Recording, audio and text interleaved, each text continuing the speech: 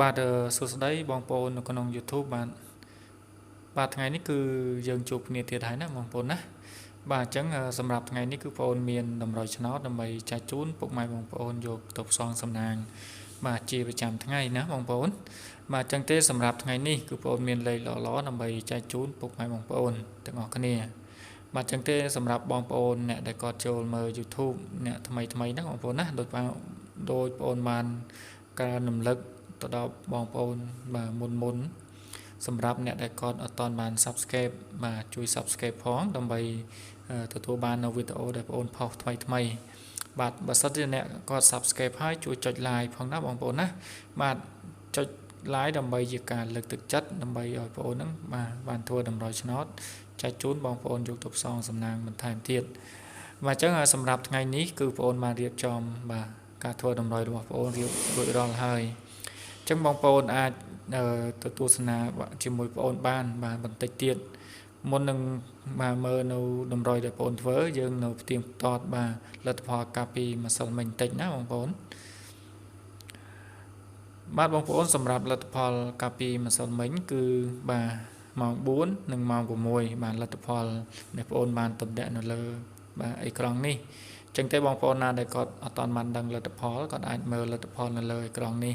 បាទចំពោះបងប្អូនណាដែលគាត់បានដឹងហើយក៏សូមអធិស្ឋានណាបងប្អូន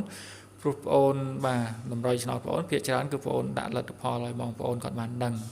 អញ្ចឹងបើសិនណាបងប្អូនអ្នកគាត់អត់ទាន់បានដឹងដោយបងប្អូនបានជម្រាបអញ្ចឹងណាគាត់អាចមើលបានណាអាចមើលមួយដើម្បីយល់ដឹងថាលេខម្សិលមិញម៉ោង4ចេញអីម៉ោង6ចេញអីបាទអញ្ចឹងសម្រាប់កាលពីម្សិលមិញបាទមានលទ្ធផលតម្រុយគឺដោយបងប្អូនបានដឹងហើយបងប្អូនសូមជម្រាបបន្តិចណាសម្រាប់បងប្អូនណាដែលគាត់បាទចង់ចូលជាសមាជិកបាទគាត់អាចតាក់ទងតាមរយៈបាទ Facebook បងប្អូនគ្រាន់តែវាយពាក្យថាបាទឆ្នោតយួនយើងដកឃ្លាមកណាថ្ងៃនេះបាទអញ្ចឹងបងប្អូននឹងបាទទទួលពុកម៉ែបងប្អូនភ្លាមបាទសម្រាប់បងប្អូនហើយសំខាន់គឺបងប្អូនអាចឆាតជាសំឡេងឬក៏បងប្អូនអាចវាយជាអក្សរបានដើម្បីចង់ដឹងព័ត៌មានអំពីការធ្វើតម្រុយរបស់បងប្អូនបាទអញ្ចឹងសម្រាប់តម្រុយដែលបងប្អូនបានរៀបចំគឺរៀបចំទុកឲ្យបងប្អូនរួចរាល់ហើយបាទអញ្ចឹងកុំឲ្យបងប្អូនគាត់ចាំយូរយើងទៅមើលតម្រុយដែលបងប្អូនធ្វើទាំងអស់គ្នាបាទពុកម៉ែបងប្អូនសម្រាប់តម្រុយថ្ងៃទី21បាទខែ11នេះគឺបងប្អូនមានតម្រុយបាទចែកជូនពុកម៉ែបងប្អូនយកទៅផ្សងសំណាងសម្រាប់ម៉ោង 4:30 នាទីនិងម៉ោង 6:30 នាទីបាទបងប្អូនជឿជាក់ថាថ្ងៃនេះនឹងបាទលេខល្អបាទគឺបងប្អូនចម្រាញ់លេខដែលមានភាគរយខ្ពស់សម្រាប់ឲ្យបងប្អូនយកទៅផ្សងសំណាងលេងបាទអញ្ចឹងសម្រាប់លេខបងប្អូនគឺមានតែ4ក្របទេណាបងប្អូនណាសម្រាប់ចែកជូនពុកម៉ែបងប្អូនយកទៅផ្សងសំណាងអញ្ចឹងទេបងប្អូនសូមហៅតែម្ដងដើម្បីឲ្យបងប្អូនបានដឹងហើយអញ្ចឹងទេបើសិនជាបងប្អូនណាដែលគាត់បាទមានកដាស់មានប៊ិចគាត់អាចកត់យកបានណាបាទកត់ទុកទៅណាបងប្អូនណាសម្រាប់យកទៅផ្សងសំណាងបាទអញ្ចឹងបងប្អូនសូមហៅសម្រាប់បាទលេខដំបូងគឺ73បាទ11 69និង84បាទ